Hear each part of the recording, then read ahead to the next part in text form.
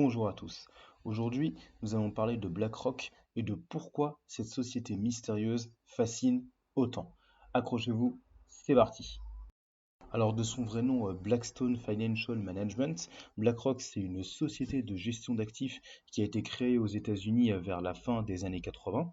Donc je précise quand même pour ceux qui ne savent pas, un actif c'est un titre que va conférer à celui qui le détient des revenus.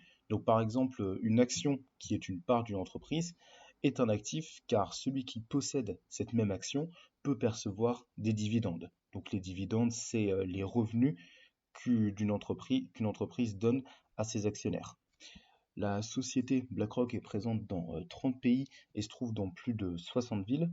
Donc on estime qu'elle est actionnaire d'au moins une société sur 5 aux États-Unis. Et BlackRock détient des actions dans différents secteurs d'activité tels que la finance, la nourriture, l'énergie. Donc autant dire que c'est vachement vaste quoi. Ensuite, comment fonctionne la société? Donc, elle fonctionne grâce à un logiciel appelé Aladdin qui se charge de gérer les portefeuilles boursiers les plus importants.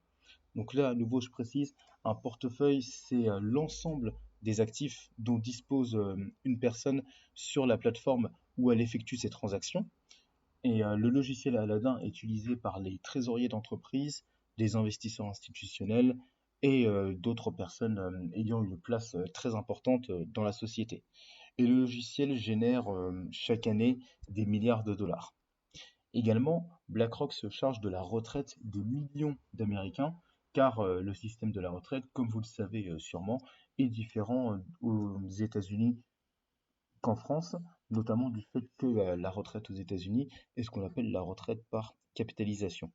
C'est-à-dire en haut que les personnes actives accumulent au fur et à mesure de leurs années de travail de l'argent suite aux divers investissements boursiers, que ce soit dans les actions, dans les obligations ou dans les fonds indiciels, comme par exemple le CAC 40, pour ensuite financer leurs pensions lorsqu'elles seront inactives. C'est ce qu'on appelle l'autofinancement. À la différence de la retraite par répartition, comme en France, comme je le disais tout à l'heure, où les travailleurs actifs payent des cotisations sociales chaque mois qui seront réparties en fonction des secteurs, donc les cotisations maladie, cotisations assurance chômage, etc. Et une partie de ces mêmes cotisations est reversée sous forme de pension aux personnes retraitées. Donc en somme, la retraite par capitalisation se construit durant toute une carrière et se base sur une démarche qui est individuelle, tandis que la retraite par répartition est basée sur une démarche qui est plus collective. Voilà, fin de la parenthèse. Et aussi, BlackRock est mentionné sur Internet comme étant l'entreprise qui règne sur le monde. Et nous allons voir pourquoi. Alors après cette petite introduction sur la société en elle-même, je vais maintenant aborder brièvement le parcours du fondateur de cette même société, à savoir Larry Fink. Alors, après l'obtention d'une maîtrise en administration des affaires, il a travaillé à la banque First Boston, qui d'ailleurs est une banque d'investissement, donc une banque qui organise les introductions en bourse et qui se charge de trouver les placements financiers les plus rentables.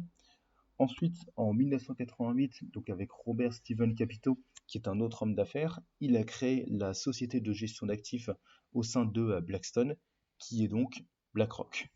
Et durant la crise financière de 2008, il aurait conseillé à la fois les PDG des plus grandes banques, mais aussi le secrétariat d'État américain au trésor de la Banque centrale. Et le journal Vanity Fair l'avait décrit en 2010 comme étant, je cite, le principal acteur du renflouement de Wall Street par Washington, qui surveille les actifs toxiques dont le gouvernement avait alors pris le contrôle. Maintenant, il est temps d'aborder les polémiques autour de la société. Donc, premièrement, le 10 juillet 2019, le président Emmanuel Macron a reçu Larry Fink au palais de l'Élysée et Jean-François Cirelli, qui est le président de BlackRock France.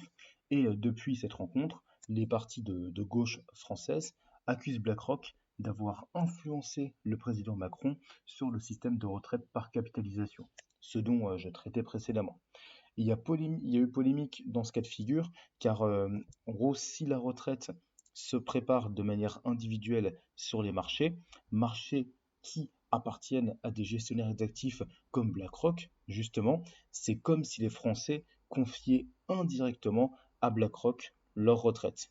Donc c'est pourquoi les habitants préfèrent rester sur le système de retraite par répartition pour ne pas dépendre du géant BlackRock qui a la main mise sur une bonne partie des marchés boursiers.